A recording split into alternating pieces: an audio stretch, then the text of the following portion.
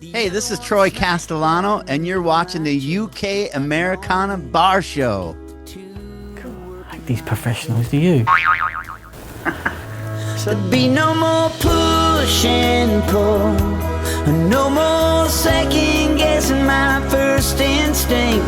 I'd follow the truth instead of the group. Finally find myself in the right place, but I keep getting in my own way. Some things will never change. Maybe what I chase wouldn't fall apart if I could separate my head from my heart.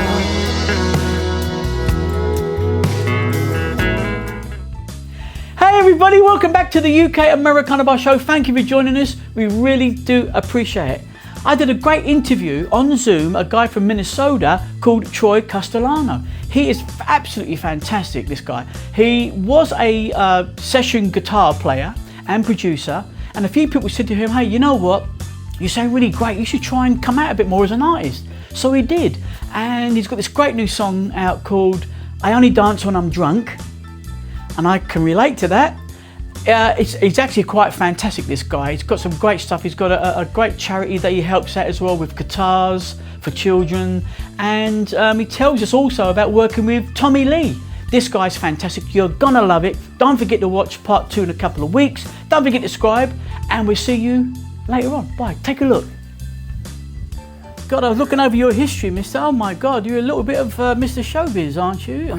You know what I mean? Well, I don't know. You know, I'm doing what I'm passionate about. You know. Love it. Okay, let's go for it. Let's try something. All right. Hey everybody, welcome back to the UK Americana Bar Show. Special guest on the show today. We've got Troy Castellano is with us. How you doing, Troy? I'm doing well. Thanks for having me on. Hey, thank you for taking the time. Really do appreciate it. No, I just, you said earlier you had a little bit of an injury to your shoulder. What was that all about? Was you playing the guitar or what was you doing? Yeah, basically it was a work environment injury on my way loading into a gig. I just wiped out. Slippery, it was raining, and had my arms full of gear, and just kind of tweaked my shoulder, and well, you look good. You look good. Thank you. At least I didn't fall on my face. Unlike me, a few months ago, I did that. I tripped over, couldn't believe it. Unbelievable, really hurt like anything, but it knocked some sense into me, Troy, so I'm okay. Part 1. When you go down fast enough, you can't get your arms out quick enough. Yeah. Well, you had 2 guitars on each one, didn't you? I was saved by my gear from really hitting the floors. Well, listen, as you know, we've got a mutual friend in Eric Dial, and he sent you my way. But he tells me something about you can't really you can't dance unless you're drunk. What's that all about? That's my current single.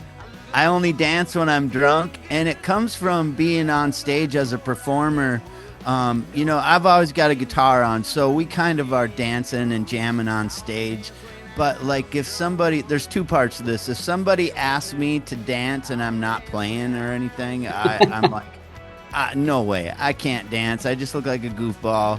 And then the other part of that is, as a performer from stage, when you're playing in a lively bar environment, you see the person or the people, there's a girl in the background tugging on a guy's arm, and he's like saying no. He's only been there for a few minutes, maybe an hour, if that, and he's just like, no, I'm not gonna dance. And then, give him a couple hours and a couple drinks, all of a sudden that guy is out there tearing it up like nobody's watching. Well, I'm excited about the music that you're putting out. I mean, you've been doing this business for a while, according to all the accolades, which I got fed up reading.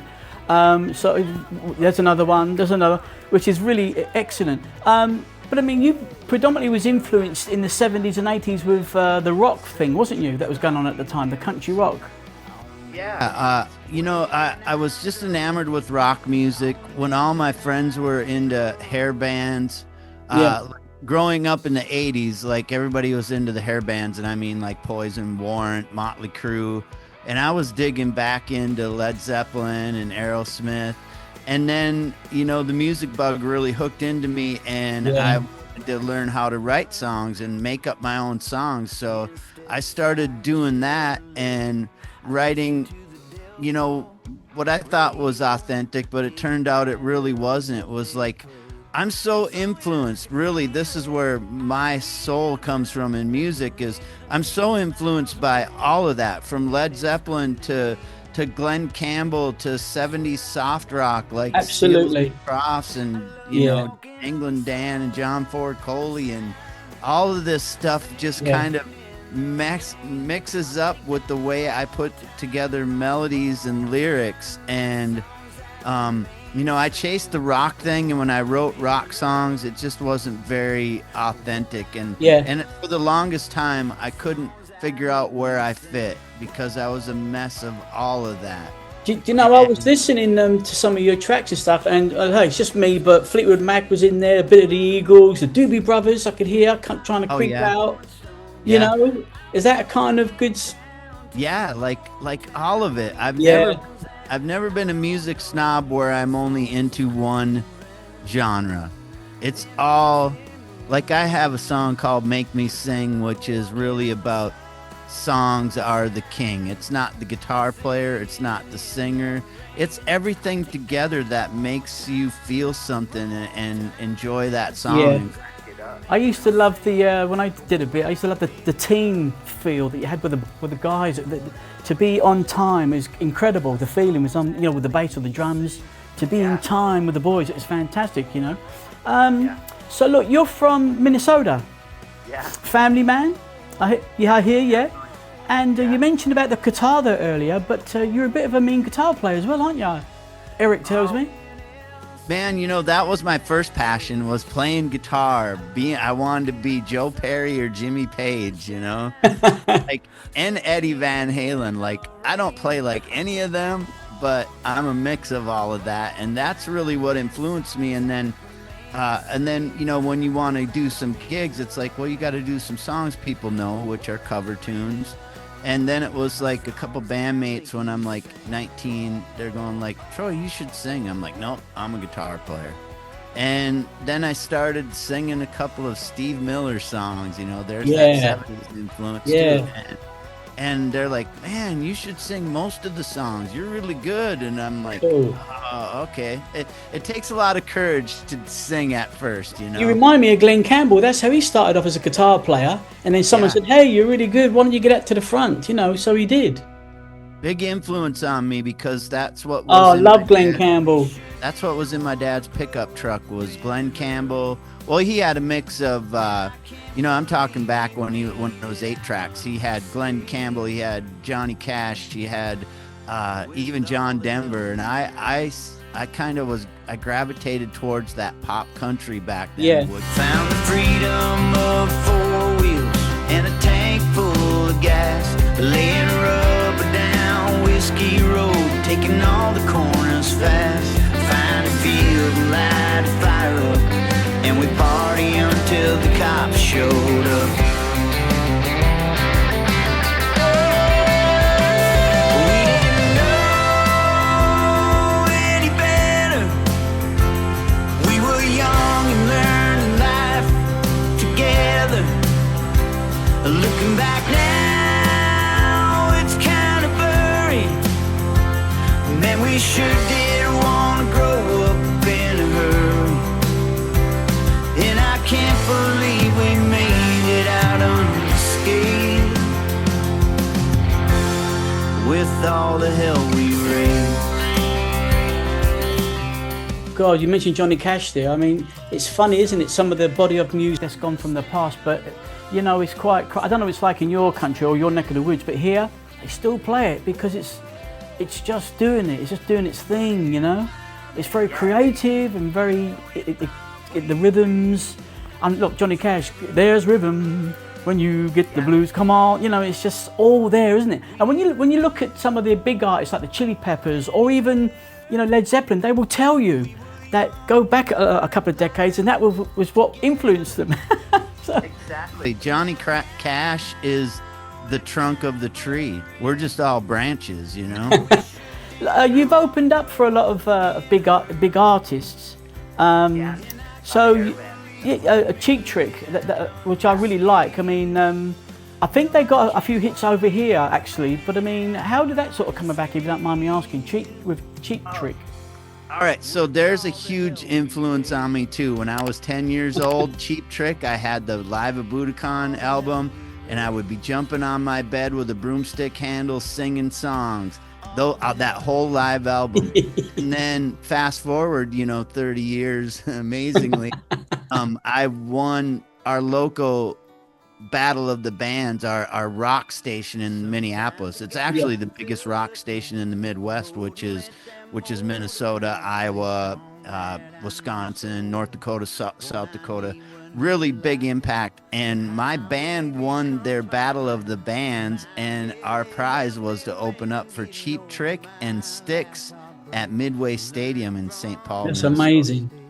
And the first thing that I did, when I got done with my set, because I had the early set, and I seen Robin Zander and Rick Nielsen and the rest of the band getting out of the van, and I just walked up to Robin and I said, man, I know you've heard this a million times, but you're the reason I'm here. I opened up for you guys today, but I'm way more excited about